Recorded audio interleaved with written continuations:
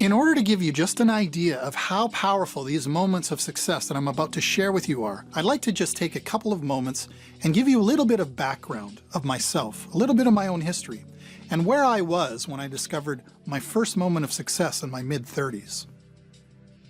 At that time in my life, I lived in an unfurnished apartment, I slept on my living room floor, I had no car, I had no education, and I had no career. And more importantly than that, I had no real vision for my future.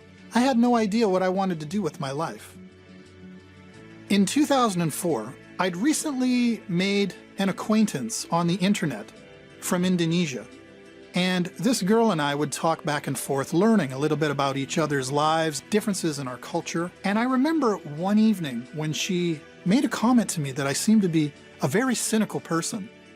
You see, I used to be so good at pointing out everything that was faulty about life, about things, about people.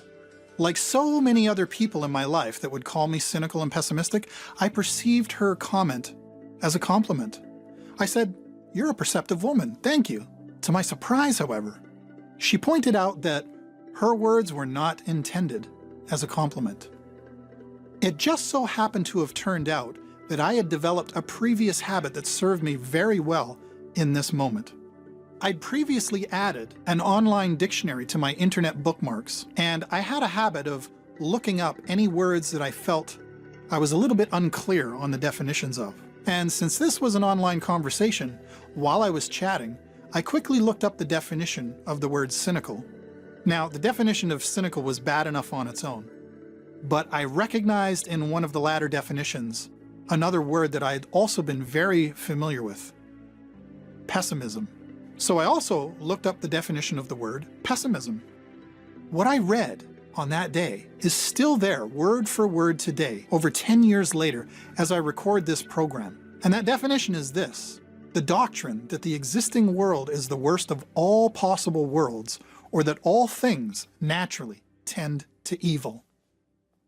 Now, I don't know about you, but when I read that definition, I suddenly felt a chill go up my spine.